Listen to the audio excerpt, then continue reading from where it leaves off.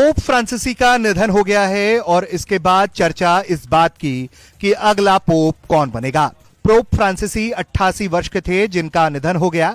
वो अर्जेंटीना के रहने वाले थे और एक जेसुइट पादरी के रूप में चर्च की सेवा कर रहे थे।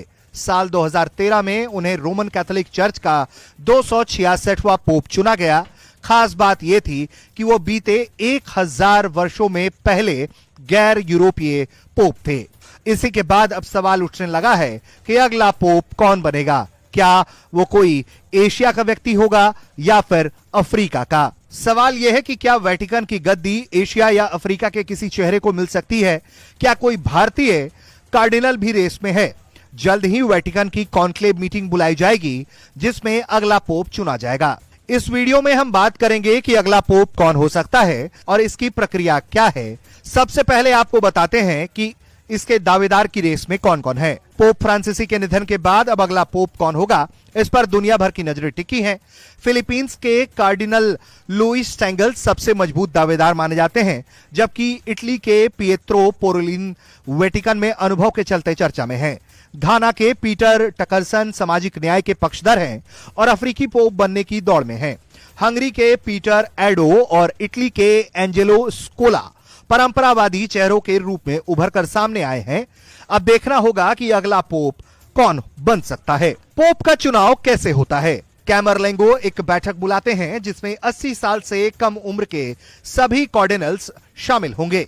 ये पूरी प्रक्रिया बेहद गोपनीय होती है और वोट करने वाले कार्डिनल से गोपनीयता की शपथ दिलवाई जाती है। उनका बाहरी दुनिया से संपर्क पूरी तरह खत्म हो जाता है ताकि चुनाव में कोई दखल ना हो सके। कार्डिनल्स वोट करते हैं और 2/3 बहुमत पाने वाले पोप को दर्जा मिल जाता है।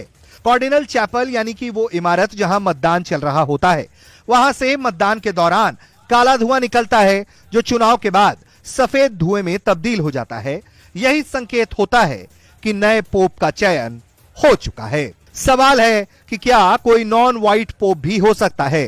पोप के चुनाव में इस बार कुल 138 कार्डिनल्स हिस्सा लेंगे, जिनमें से 4 भारतीय हैं। बीते कुछ वर्षों में यह सवाल भी उठने लगा है कि भारत सहित एशिया या अफ्रीका के किसी व्यक्ति को रोम का सर्वोच्च पद क्यों नहीं मिल सकता। दोनों ही क्षेत्रों में कैथोलिक धर्म को मानने वाली आबादी दुनिया में सबसे अधिक है। यह आंकड़ा चीन को छोड़कर है। साल 2022 में यह संख्या 1.4 बिलियन तक पहुंच गई थी।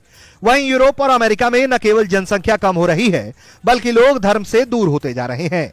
लगभग 1 दशक से पोप ऑफ कलर की मांग उठ रही है। हालांकि यह भी संभव नहीं दिखता क्योंकि पोप का चुनाव कार्डिनल्स के वोट से होता है और इसमें यूरोप के कार्डिनल्स की संख्या बहुत अधिक है। ऐसे में यूरोप का पलड़ा भारी माना जा रहा है। भारत से केवल 4 कार्डिनल्स हैं और अफ्रीका की स्थिति भी मिलती जुलती है। जब तक इन क्षेत्रों से कार्डिनल्स की संख्या नहीं बढ़ेगी तब तक गैर पश्चिमी पोप की संभावना कम रहेगी। इसकी दूसरी वजह यह भी बताई जाती है कि एशिया या अफ्रीका के कार्डिनल्स का अंतर्राष्ट्रीय प्रभाव सीमित होता है, जबकि पोप के लिए वैश्विक प्रभाव वाला व्यक्तित्व होना जरूरी माना गया। सवाल आपके मन में यह भी होगा कि आखिर एशिया या अफ्रीका में जब इतने कैथोलिक धर्म को मानने वालों की संख्या है तो उनके कार्डिनल्स की संख्या क्यों कम पड़ जाती है। कार्डिनल्स का चयन योग्यता के आधार पर पोप करते हैं। मौजूदा पोप फ्रांसीसी 8वीं सदी के बाद पहले गैर यूरोपीय पोप थे। उनके कार्यकाल में यूरोप से बाहर के कार्डिनल्स की संख्या जरूर बढ़ी, लेकिन अब भी यूरोप का दबदबा कायम है। वेटिकन का मुख्यालय रोम में है, इसलिए यूरोपीय प्रभाव लंबे वक्त से वहां बना हुआ है। कई बार यह तर्क दिया गया कि एशिया और अफ्रीका में यूरोप से अधिक कैथोलिक हैं, इसके लिए उन्हें ज्यादा प्रतिनिधित्व मिलना चाहिए। हालांकि यह मुद्दा काफी जटिल है। वेटिकन चीन के कैथोलिक्स को शामिल नहीं करता क्योंकि वहां सरकार धर्म पर नियंत्रण रखती है और पोप को मान्यता नहीं देती। चीन में गुप्त चर्च भी सक्रिय है जो सीधे वेटिकन से जुड़े हैं और केवल इन्हें ही गिना जाता है। इसके अलावा चीन और वेटिकन के बीच ताइवान को लेकर भी राजनयिक विवाद है। वेटिकन दुनिया का इकलौता यूरोपीय देश है जो ताइवान को मान्यता देता है और इसी वजह से चीन उससे नाराज रहता है।